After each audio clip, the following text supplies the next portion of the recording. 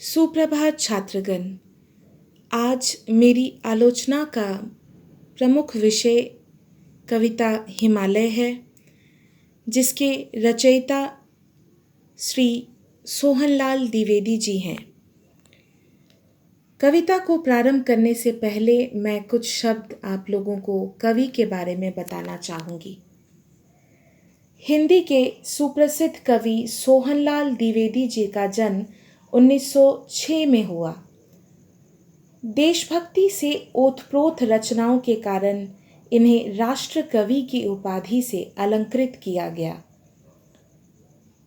द्विवेदी जी ने बालोपयोगी साहित्य लिखा, जिसमें प्रमुख हैं बांसुरी, झरना, बच्चों के बापू, चेतना, बाल भारती, प्रभाती आदि।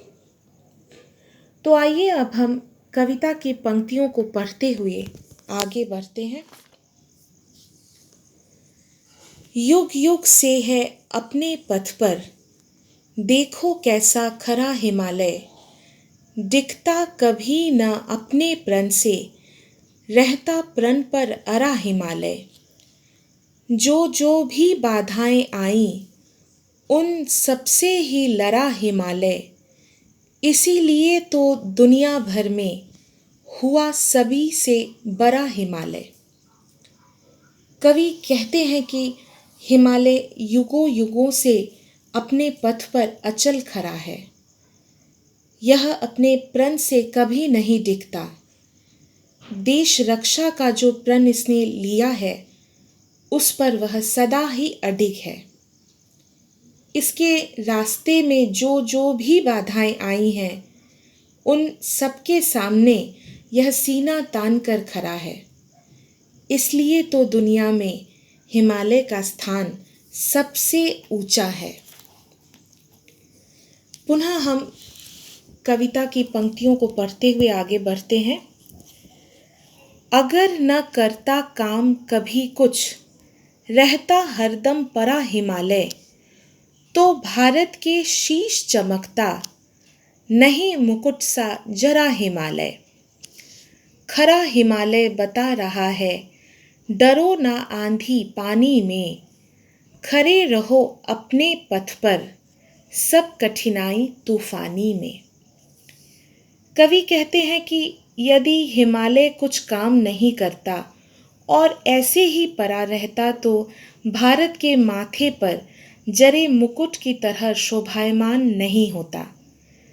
अपने पथ पर अचल खरा हिमालय यह बता रहा है कि आंधी पानी से डरो नहीं, अपने निश्चय पर अडिग रहो, चाहे कोई भी कठिनाई या बाधा राह में आए, उसका सामना डट कर करो। पुनः हम पंक्तियों को पढ़ते हुए आगे बढ़ते हैं। डिगो न अपने प्रण से तो सब कुछ पा सकते हो प्यारे, तुम भी ऊंचे हो सकते हो, छू सकते नभ के तारे। अचल रहा जो अपने पथ पर, लाख मुसीबत आने में, मिली सफलता जग में उसको, जीने में मर जाने में। कवि कहते हैं कि अगर मनुष्य अपने प्रण पर अडिग रहे तो सब कुछ पा सकता है। वह भी हिमालय की तरह जग में ऊंचा स्थान पा सकता है। जो लाख मुसीबत आने पर भी अपने पथ पर डटा रहता है, उसे जीवन में सफलता मिलती ही है और मृत्यु के बाद भी उसे लोग याद करते हैं।